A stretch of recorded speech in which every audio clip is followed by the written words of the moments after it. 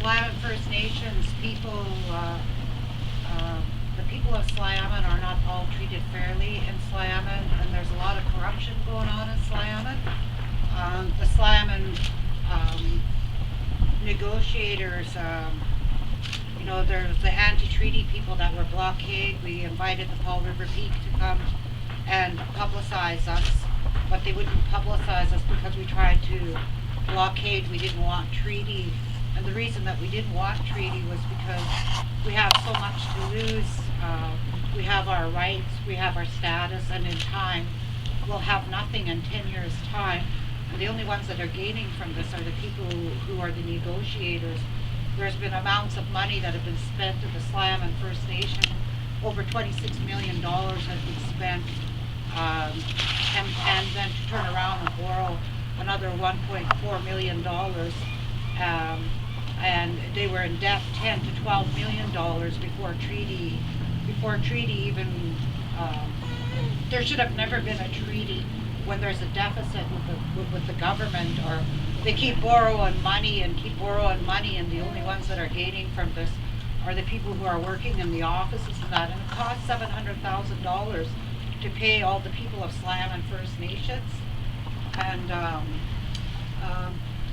I think that all Slam and people need to be treated fairly, and the only ones that are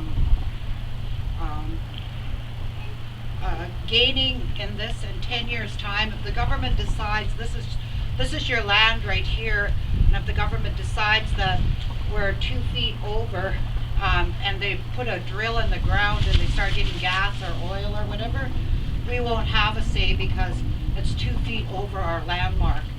The government, we have to pay taxes. Everybody in Slam has to pay taxes, land taxes, housing taxes. We're going to do everything like a white man does. A white man pays for everything, and all Slam and First Nations will be doing that too. I don't think that Slam and people should be getting any more monies from the government. I think that the Slam and people need to stop the monies from coming in there, because when it's coming in there, it's not used on all Slam and First Nations. Because we're the anti-treaty people, and we stood and we blockade. The day my granddaughter was in labor, my daughter-in-law was in labor with this baby, my granddaughter Brooklyn. That this isn't about the people. It's about the gains of money and lining each other's pockets, scratching each other's back. They're the ones getting wealthy, and there's housing situations in Slam and electrical wires hanging. There's mold issues, there's sewer lines busted. I mean, I've taken pictures of houses where electrical wire, the hot water tank's right there, and it's wide open. And he's my relative, his name's Jimmy Timpey. His hot water sits right outside his house, and there's electric wire that runs straight across here. And where his chimney is, there's a scaffold, I don't know, I'm not a loggerman, but he put this wench on his chimney with lines going through it to hold it in case of a windy day, that this electric wire doesn't fall down. That's a fire hazard. What happens to our elders of Slayaman?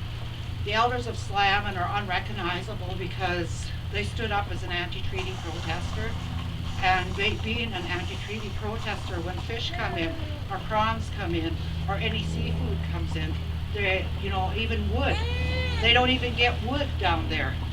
Other people are getting wood in Slayaman, and they're treated because they voted for treaty. And I think that all Slayaman First Nations, that Slayaman needs to prove to the government, the Slayaman people, what they've done with this $26 million plus $600,000 plus $270,000, great amounts of money, and it's all the government's fault, they say. But I don't believe it's the government's fault. It's the mismanagement of money. With all the monies that have been there, every house in Slayaman should be immaculate. There should be no housing problems. We shouldn't be in a deficit, and we should have never went for treaty being in 10 to 12 million in debt. And we don't feel that our people need to sell our status or our rights without us. Why do they want to sell us down the river? In 10 years' time, we'll have no reserve. We'll have no place where our reserve will be broken up in sections like in other bands. I think that this treaty is not right, and I believe this treaty is corrupt, and I believe that, that SLAM and treaty negotiators or anybody borrowing money, there's houses down in SLAM and that money's been borrowed that's supposed to look like mansions, so they keep borrowing money, and what are they really doing with the money?